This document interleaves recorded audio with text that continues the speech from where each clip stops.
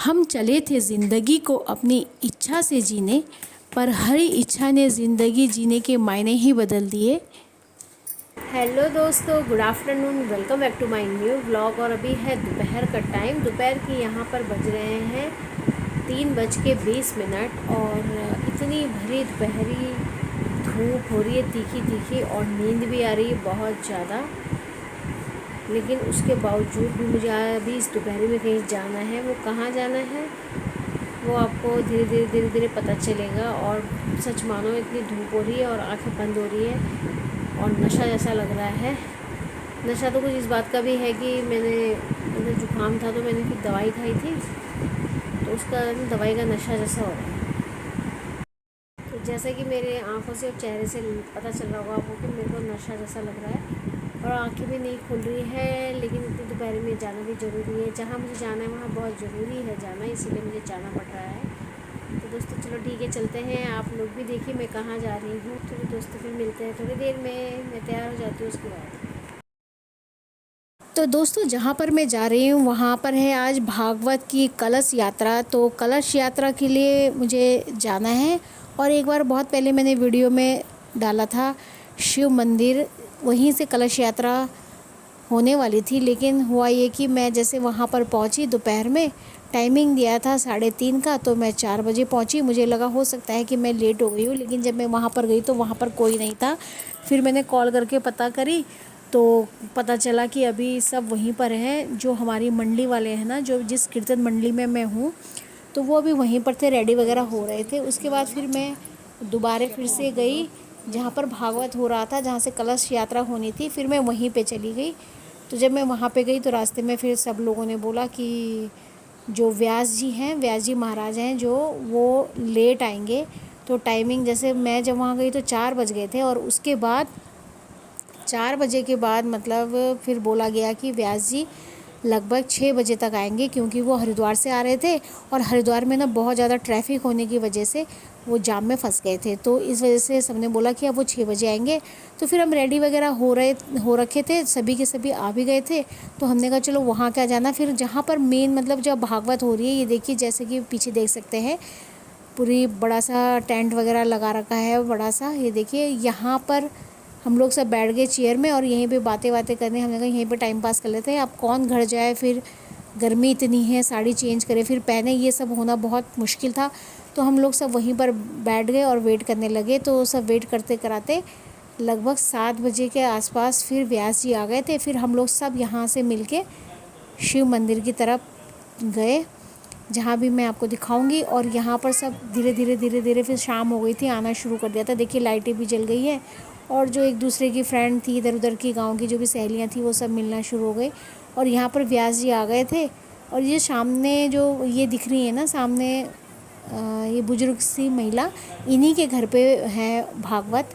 तो यही करा रही हैं, उनके हस्बैंड का है, तो उसका उन्हीं का मतलब ये भागवत करवा रही हैं। तो फिर व्यास जी आ गए तो फिर यहाँ पर सब अपने कलश वगैरह लेने स्टार्ट कर दिए। तो फिर कलश यात्रा में हम लोग शामिल होना शुरू हो गए।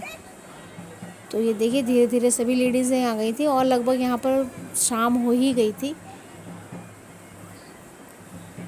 अगर टाइम से आ जाते व्यास जी तो फिर हमारा सब जल्दी हो जाता, लेकिन अब ट्रैफिक में फंसे थे तो करना भी क्या कर सकते, वो भी क्या कर सकते थे और हम भी क्या कर सकते थे। क्योंकि सारी मंडलियों को, जितनी भी मंडलियाँ थी, सबको यहाँ पर इनवाइट किया गया था ये भागवत के लिए। तो हमारी भी मंडली थी और मैं कीर्तन मंडली में मैं भी हूँ, तो फिर मुझे भी आना ही था। इसीलिए मैं कह रही थी कि इतनी धूप है और साथ में मुझे तो जुकाम था, तो दवाई वगैरह का भी नशा जैसा हो रहा था, इसलिए आने में थोड़ा सा मतलब मुझे वो हो रहा था। लेकिन बाद में फिर आ ही गई मैं। और कुछ जगहों पर ऐसा होता है कि जाना भी पड़ता ही है, तो इसी वजह से मैं आ भी गई। और यहाँ पर देखिए सब अपने अपने कलश ले रहे हैं, सब अपना अपना कलश उठा के अब आगे की तरफ चल दिए हैं व्यास जी का स्वागत करने के लिए, उनको लाने के लिए। और ऐसे ही गाँव में कुछ ना कुछ छोटे मोटे प्रोग्राम, कीर्तन, भजन, भागवत वगैरह चलते रहते हैं। तो जब हम समाज में हैं तो इन सब चीज़ों में हमें शामिल भी होना ही पड़ता है। और खैर मैं तो मंडली में हूँ, तो फिर मंडली के द्वारा तो और भी ज़रूरी हो जाता है शामिल होना। लेकिन फिर भी जैसे अगर हम समाज में रह रहे हैं और छोटी मोटी सुख दुख में अगर हम शामिल नहीं होते तो कल के दिन हमारे टाइम में भी कोई नहीं आने वाला। इसीलिए हर चीज़ में शामिल होना ज़रूरी हो जाता है और होना भी चाहिए। देखिए ये है, एक लाइफ मिली है, उसमें थोड़ा मिलजुल के आपस में सहेलियों के साथ बात करके हंसी खुशी, और ये तो खैर ईश्वर का काम है, भगवान के लिए इसमें तो जो जितना करेगा उतना उसे पुण्य मिलेगा। तो यहाँ पर देखिए कुछ बिना कलश के जा रही हैं और कुछ कलश के, तो क्योंकि जितने लिमिटेड कलश होंगे तो उतने ही उठाए और बाकी जो नहीं थे तो वो वैसे ही जा रहे हैं। लेकिन भीड़ काफ़ी थी, काफ़ी भीड़ थी और सब देखिए धीरे धीरे सब जा रहे हैं।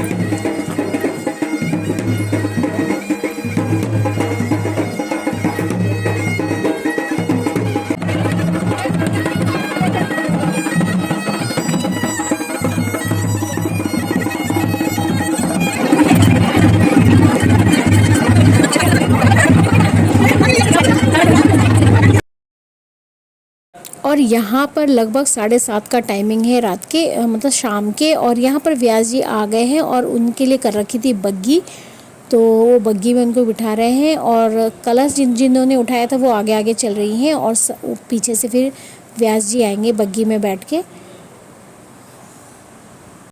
तो ये जो व्यास जी हैं ना, ये बहुत ही कम उम्र के हैं और ये कुछ साल पहले यहाँ ही पे इसी गांव में इन्होंने भागवत करी थी 11 साल की उम्र में, और आज फिर एक बार इसी गांव में दोबारा से भागवत करने के लिए आ रखे हैं। खैर मैंने उस टाइम तो इनकी भागवत नहीं सुनी थी, ये इस बार मेरा फर्स्ट टाइम है तो मैं जाऊंगी ज़रूर सुनूंगी। काफ़ी कम उम्र में इतना ज्ञान प्राप्त करना और इतनी अच्छी बातें करना, ऐसे भागवत कथा को ज़रूर ही सुनना चाहिए। तो यहाँ पर देखिए व्यास जी आ गए हैं और सबके सब अपना जो कलश वगैरह थे लेके वापस आ गए। यहाँ पर कलश वगैरह रखेंगे और उसके बाद व्यास जी अपना रेस्ट करेंगे। फिर अगले दिन से जो है यहाँ पर भागवत कथा शुरू होगी।